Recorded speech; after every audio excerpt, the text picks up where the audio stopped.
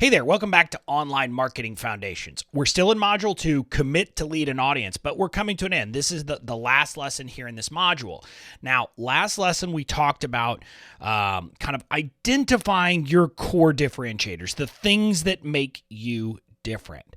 Now, we're going to build on that in this lesson. Here in Lesson 7, we're going to help you develop your core frameworks. And this is kind of the process of putting those core differentiators into kind of, a framework that will help people understand them. So that's what we're talking about. And we're going to start, as always, with the truth bomb.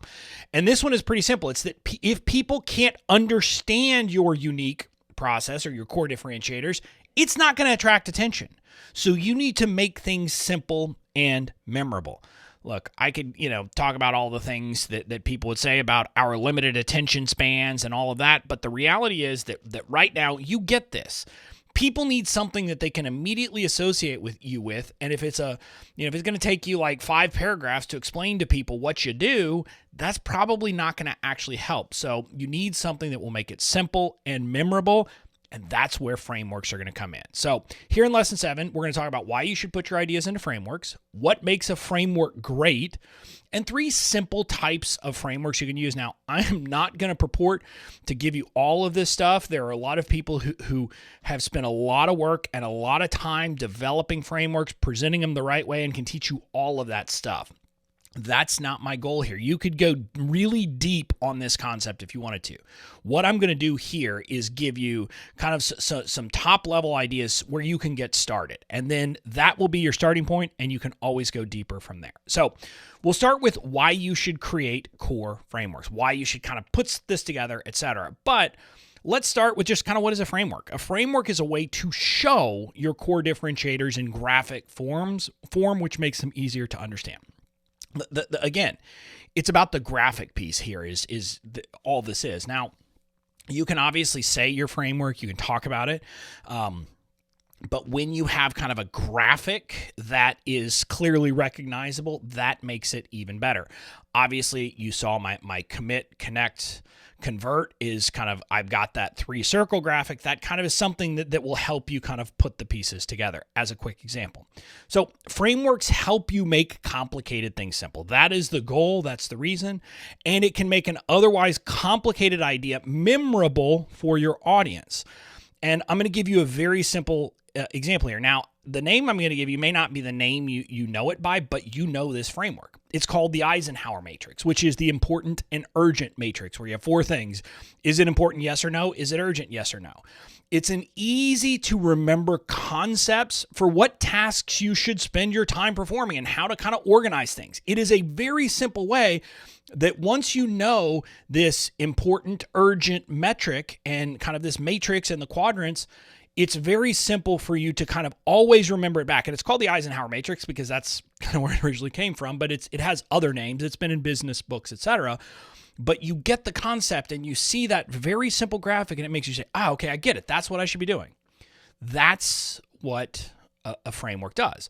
But another example that I would use is Byron Katie's The Work, and it's kind of a process-based framework that makes her self-coaching process easy to remember. Now, if you don't know Byron Katie's, Byron Katie and The Work, it's also called the 4 questions. It's a way for you to kind of coach yourself to figure out, hey, is this thing that I'm believing actually true or not, and all those things, and you kind of go through this process, and it will help you to get out of a funk when you're doing this. And again, once you learn it and find it, I simply refer to it as the work because that's what she called it. And it's 4 questions you ask and you can do it. So again, it's a very simple process that I'm like, okay, I get it. Boom. And it makes it very, very memorable. Again, a framework makes you memorable if you do it right. And that's why you need it. So people can say, oh yeah, okay, boom. And they'll kind of immediately go back to it. So that's what it is. So that's kind of, what it is in a nutshell, but what makes a framework great? Like, what is it that would make a framework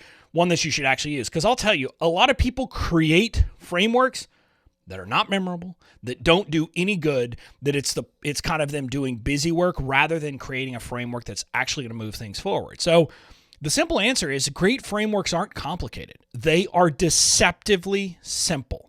Again, the Eisenhower matrix. I'm going to keep coming back to that. Urgent or not urgent, important or not important. It's that simple. It's very simple. It is not something that is complicated. If you look at your framework and I'm going to need a magnifying glass to read all of this stuff, that is not a good framework. So that's kind of the first thing. It needs to be simple. The other thing is, once you've been presented to it, it should seem obvious to someone. Now, a great framework is not something that's obvious to everybody in advance before hearing it, because if everybody already knew it, you're not presenting anything new, right? But the concept is that once you hear it, it just makes sense. And you're like, well, that makes sense. Yeah, if I do these things, that would make sense. And that's why you want it to kind of seem obvious once you've presented it. And again, we come back to it. The Eisenhower matrix seems pretty obvious, but a lot of people don't live by it until they're presented with it. And they're like, okay, I get it. So the simplicity and obviousness, once you hear it, is what makes for an amazing framework. Period. That's it. I mean, I'm just saying, those are the two things you need. Now, you can present a framework with a lot of pizzazz, with a lot of things. You can go down rabbit holes, etc. But the actual thing itself should be pretty simple and easy to understand if you really want to kind of get your point across to people. So that's kind of the two factors. But now I've got to give you a warning. Don't just slap framework or process on something obvious that someone is doing and expect it to do any good. I will see people do this. They'll call it the blah, blah, blah process. And then I look at it and I'm like, that's exactly what everybody is teaching. So there's nothing unique about it. And that doesn't do you any good, because it's kind of like, well, wait, that's just, you're slapping lipstick on a pig there. And don't do that. Your framework has to be built around a unique idea. And that's what I'm saying. It's how you present your core differentiators. In other words, first you got to figure out what's unique, what's different, what you're doing that's different than other people, and then you create a framework, and your framework is simply a way for you to put your unique ideas into a meaningful structure that is easy to understand. That's how you do it. You don't slap framework or whatever on something else and think that's going to do you good. Find the unique, then create the framework to kind of explain it. So that's the process. Now, I'm going to give you 3 simple but effective framework styles. We're going to just kind of talk about them quickly, and I'm going to give you examples so you can see, and maybe you can kind of think through how these will work. The 3 that we're going to talk about are matrices, Venn diagrams, and process frameworks. Those are kind of simple, and I'll give you some examples of each to hopefully help you kind of see how you could use these in your business. And that's kind of, the kind of the simplest ways. And again, if you want to go deeper, but this is where we're going to start. So let's start with matrices. A matrix framework allows you to categorize results, events, or things based upon how they fit within 2 different variables. In other words, you have 2 kind of things, and you can do a matrix in different ways. You can have a different number of kind of results boxes, but what you're doing is creating boxes based upon where something fits kind of according to 2 different variables. So most often, a matrix framework will have 4 quadrants of results. It'll have 4 different areas based upon where it ranks on this. Again, this is the simple Eisenhower matrix. Important, not important, urgent, not urgent. So if it's important and urgent, you do it. If it's important and not urgent, you schedule it. If it's not important but urgent, you delegate it. If it's not important and not urgent, you delete it. You just don't even do it. So that's kind of the matrix in a very simple way. And you can see how this works. Now, you could expand this. You could theoretically have 3 on one of the axes. So you could have 6 different boxes. You can do it in different ways you want.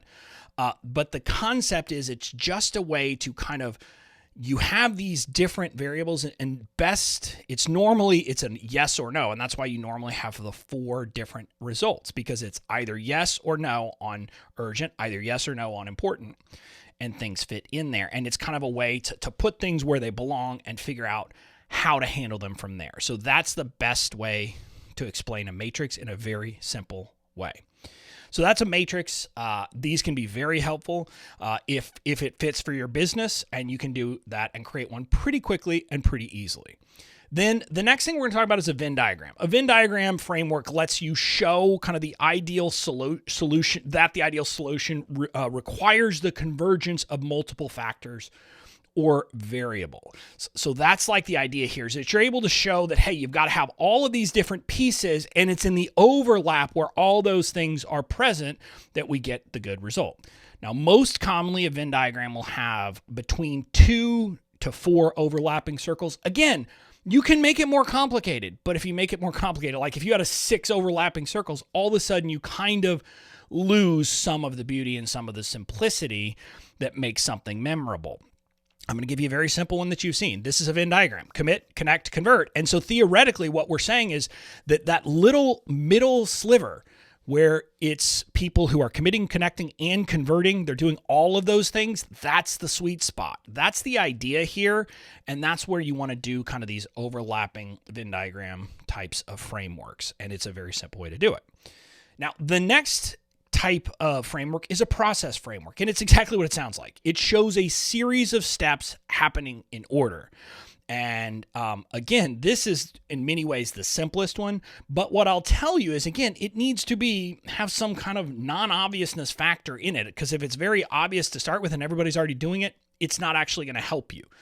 You need it to be something that's different as you create it, but then becomes obvious. Now, a couple of things here. A process framework can be a simple once-through process, or it can be what's called a virtuous cycle framework, which is where it kind of repeats and you get better and better and better at it. So that's the idea. And to show you both of these, I'm just going to use like the first framework I developed was called my FANS framework, which stood for Find, Attract, Nurture, Serve. It was kind of the first iteration of what I'm teaching about how it is that you go about building a raving fan base of people who are ready to buy. And so you find, attract, nurture, and serve was the way I taught it. So if you put it in a simple framework, it would be this. It would be first you find, then you attract, then you nurture, then you serve. And just so you know, serve is where I would say selling comes in.